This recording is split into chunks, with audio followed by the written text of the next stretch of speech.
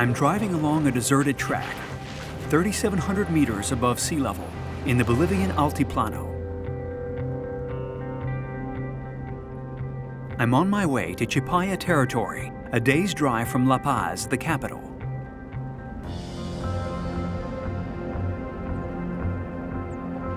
Over 2,500 years old, this indigenous community is the oldest in the Altiplano. Following numerous conflicts with other Indians, the Chipayas were forced to live self-sufficiently on the shores of an old salt lake, not far from Lake Pupo.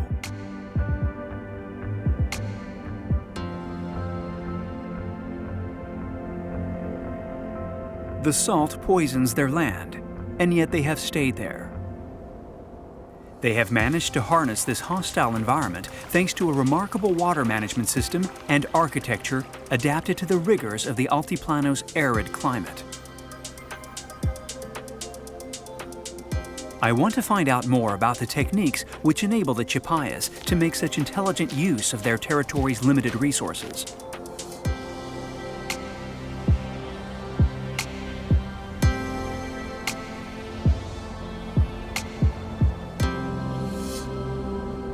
I reach Santa Ana de Chipaya, home to the 2,000-strong Chipaya community. There's a town hall, a school, and a few stores, but the village seems eerily deserted.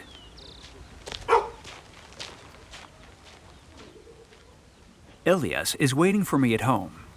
Elias! Yes? How are you? Welcome, my brother Philip. Thank you. Welcome to the village of Chipaya. This is my home.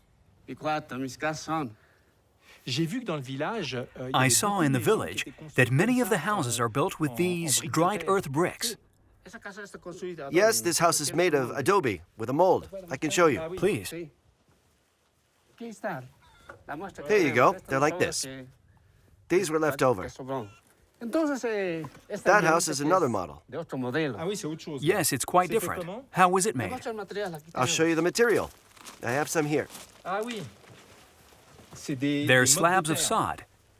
That's right. We cut them out of the ground. Look, on the other side, you can still see the tufts of grass. Oh, yes, you can. You should always choose pieces like this so that it's nice and sturdy. There should be roots in it. We use these to make walls for houses, like that one over there. That one there. Yes. When I walked through the village, there weren't many people around. It's normal you didn't see anyone. They're all in the fields. I see. We're not living here right now because school is still out. The parents are still in the fields. So you split your time between homes? That's right, Philippe. We Chipayas have several homes. One in the village, and those next to the fields, where we live when we're tending to our cattle, sowing, and harvesting. If you'd like to know more, I'll take you to my fields. Ready? Let's go. It's far. We'll get there faster by bike. Okay, I'll just take my coat off. You're taking this bike? Yes. I'll take this one. Great, let's go. Are you ready? Follow me. Be careful.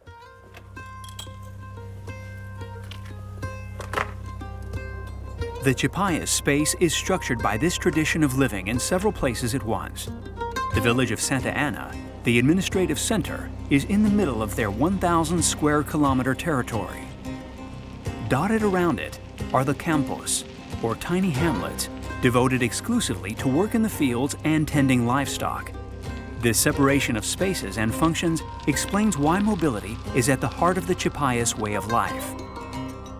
More than living in the village, they inhabit a vast territory which they're constantly roaming. It takes over an hour to reach Elias's campo, across these vast and magnificent plains.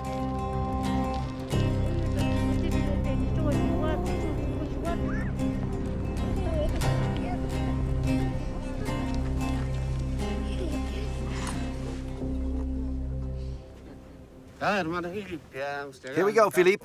We've reached my camp. And that's my family. Hello. My wife, my daughter, How are you? Good, thank you. Hello. and my sons. Hello. How are you? There, that's my camp. When you come here with your family, what do you do exactly? It's the rainy season right now, so we're mainly looking after the livestock. We have sheep. There? Yep, over there. We do other things when it isn't raining. We prepare the land for sowing quinoa. Right. At other times of the year, we're somewhere else. Does that mean that you have other homes elsewhere? Yes, I have 2 other camps. Right now, one is flooded and the other has been sown. That's why we're here. We can't stay in one place. The shape of these houses is quite astonishing. Very even cones. Yes, this type of house is called a putuku. It's conical, so that the wind can blow through it quickly. If the houses were square, the wind would buffet them and blow around them. With this cone shape, the wind doesn't stop. These are our sleeping quarters. Okay. Right. And how many of you sleep in here? The whole family. This wall is very thick. Great protection from the wind. Absolutely. To make it strong, the bottom is a bit wider and it thins out as it rises. If it was the same thickness all the way up to the top, with the weight, the house would collapse. That's the kitchen. All right. It's where my wife makes all our meals. Have a look. It's fully equipped. Okay.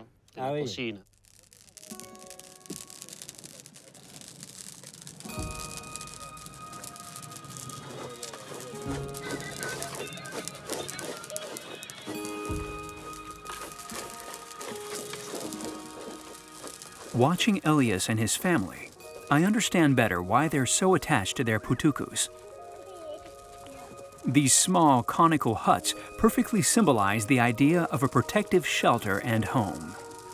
A place enabling the whole family to get together and stick together.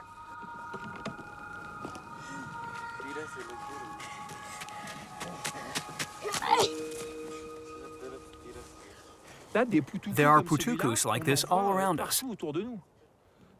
Yes, you can see there are several putukus. They're our neighbors.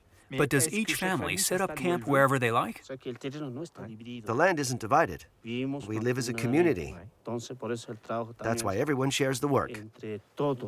I see. Everything's communal. Community living. Exactly. That's our life.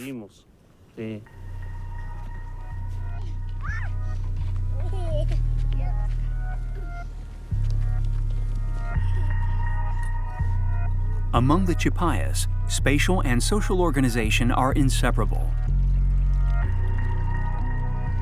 Their territory is divided into 4 aylus, or communities. All the members of an aylu are under the authority of a chief and they help each other daily.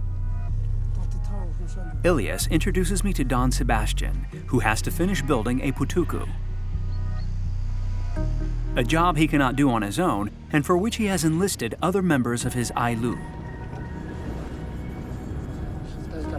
Before starting construction, the Chipayas perform a ritual associated with the cult of Pachamama, Mother Earth, to thank her for the resources she provides.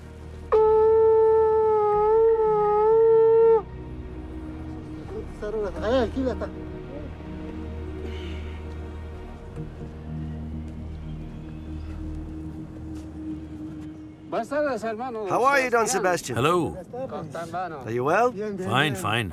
This is Philippe. Hello. Hello, Philippe. Hello. And there's the foreman, Dionisio. We're building a putuku. That one's collapsed. We have to build a new one. You're halfway there already. Yes, this soil is dry now, Yes? so we can add damp earth to finish it off. Okay. As the soil is already dry, it's hard. If it were still damp, the house would fall down. That's our method for building putukus. Can we help you? Yes, of course. Okay. What can I do? You can go fetch the slabs. All right, there? Yes.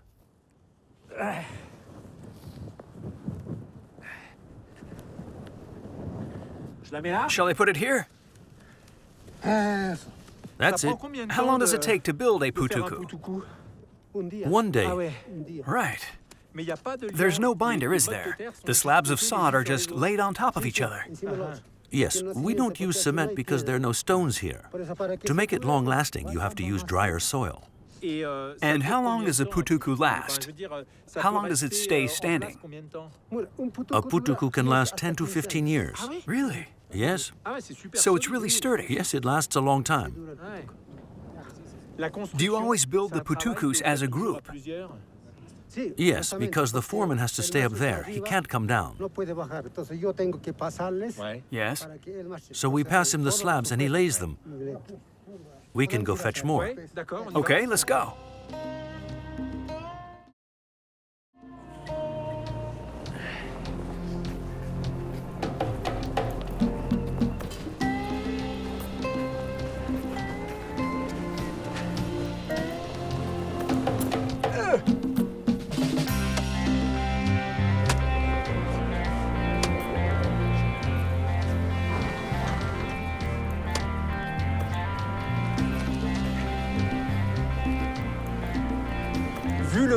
Given how heavy these sod slabs are, it's no wonder the putuku is solid. Yes, they're very heavy. They weigh a ton. And hard on your back. Yes, it's back-breaking. A wheelbarrow, great. What a good idea.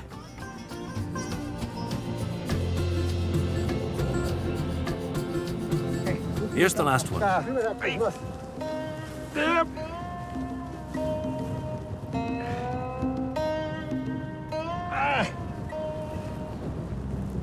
That's the last slab. It's beautiful, huh? Thank you for your help. A few coca leaves inside. To make it last. Yes, 10 years. I'll remember how you helped us, my French brother. It's going to last 10 years for sure.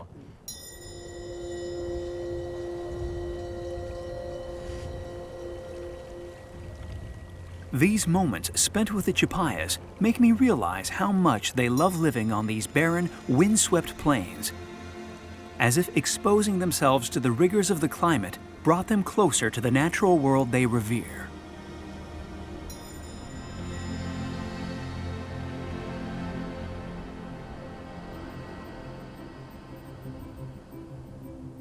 The Chipayas' land is poisoned by salt. To treat it, they must wait for the rainy season, which runs from November through March when the area's only river bursts its banks. This is when they practice the technique of lameo, a method unique to them for diverting and harnessing. It enables the Chipayas to clean and desalinate the soil and also deposits a fine layer of silt on it to fertilize the soil. Without this skill that they have mastered since the 16th century, the Chipayas would have no agriculture to speak of and they'd be forced to live elsewhere. Alonso is a member of another Ailu. He's supervising the work for his community today. Hello.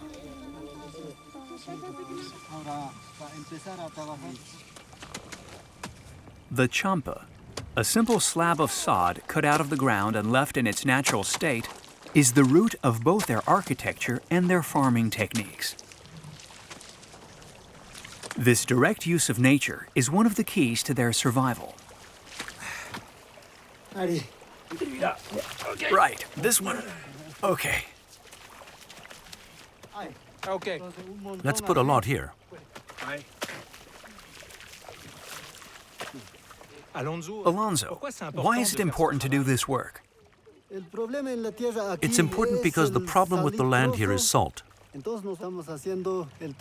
We call the work we're doing today lameo. That is, we're creating a new fertile plot of land on this side. At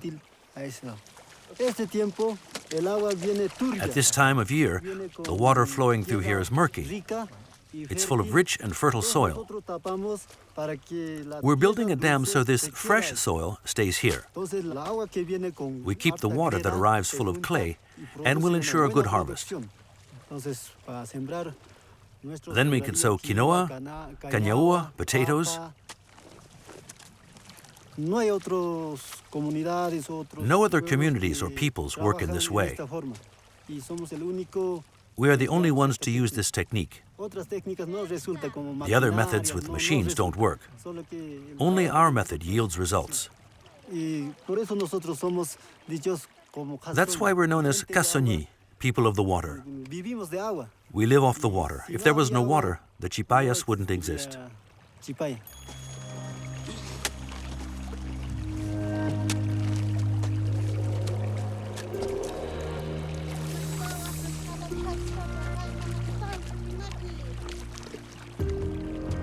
Listening to Alonso, I realize the lameo is much more than a technique passed on from one generation to the next.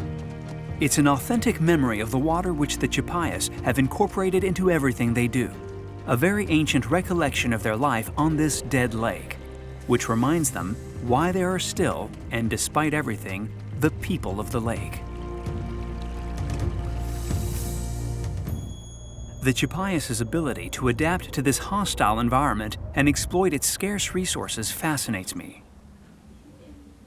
Where does their determination to live here come from? Ramiro Molina, a Bolivian anthropologist specializing in the Andes, tells me more about the Chipayas' attachment to their territory.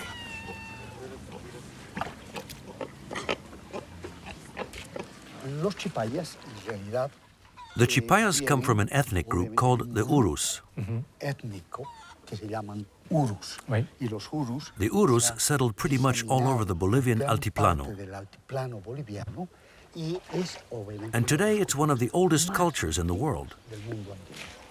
The environment has become quite hostile. Why do the Chipayas continue to live here? The fact is, this is an area where agricultural production is low. So the Urus' identity originates in their efforts to adapt to this environment. At the same time as taming their environment, they express themselves as individuals through a family, a culture.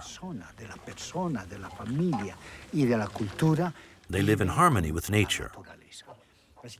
For them, home isn't just four walls and a roof, but the environment all around them.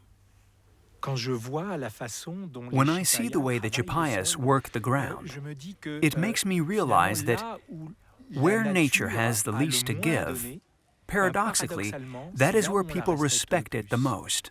Yes, that is true. And it's because the Urus managed to adapt to their environment that they were able to introduce a sustainable production system.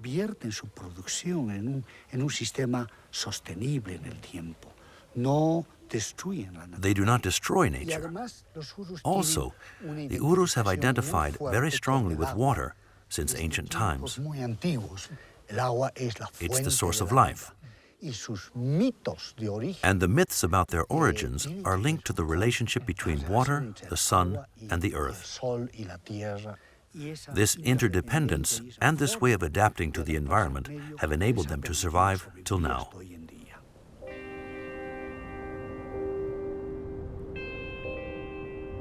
On the arid land of the Altiplano, in this dry, cool climate, the finest example of how the Chipayas have adapted to their environment is the cultivation of quinoa. It's their staple food.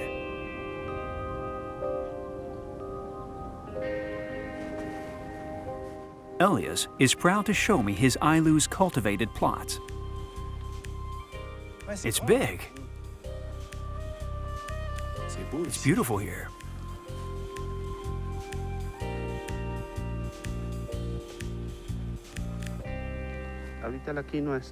As you can see, for now, the quinoa is still green. It needs to ripen. The crop will be ready late April, early May. Look at this plant. It has finished flowering. Look at its small seeds. See? Look. Right. The seeds. It's tiny. It isn't ripe yet. See? There's milk coming out of it. Ah, yes. It needs a little bit longer. If the weather stays like this, with a bit of rain, the harvest will be good. Here in the Altiplano, the land is really barren. And I find it incredible you've managed to grow these fields of quinoa. You always need to have faith, to believe that you will succeed. Because look around you. The mountains are far away. There's only pampa here, so there's nothing to stop the wind. Sometimes we get frost or hail, which can damage the quinoa too. So it's a long-term endeavor. And without this quinoa crop, you couldn't survive here. Right. Our survival depends upon it. Of course, we have our livestock too, sheep, llamas, but that's secondary. The most important is this crop. It's what enables us to cover the children's expenses, like school. You Chipayas live on land that's pretty much poisoned by salt. And yet you still live here. My father and mother brought me into the world here, on this land. Sometimes I ask myself, why in this pampa? But the fact is, I love the land where I was born. I'm used to it. It's my life. What else could I possibly do?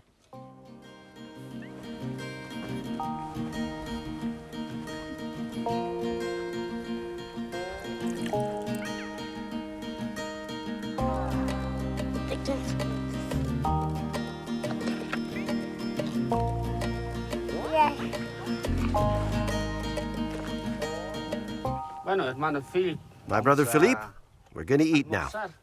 Really? Ah, great. Excellent. I'm hungry too. Thanks. Sit there. Here?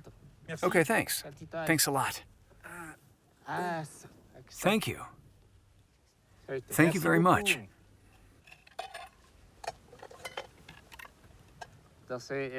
This is pizzara. It's quinoa with cheese. Ah, did you make this cheese yourselves?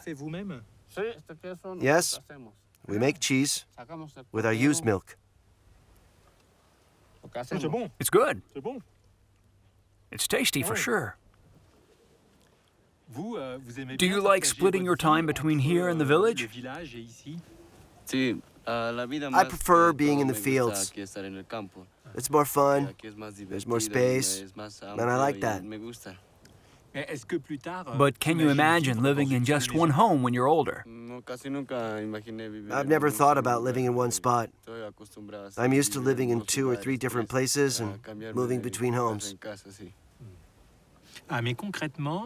So what is different about living here in the putukus? In the countryside, we have a lot of fun. Life is much lighter. In the village, I feel hemmed in. Here we can see really far.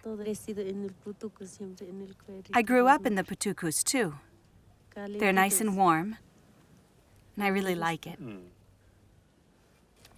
Thank you so much for inviting me to share this meal with you. It was great. I'm so happy, so pleased you came to visit my camp and meet my family. My friend Philippe. Are you playing with the doggy? Playing with the dog?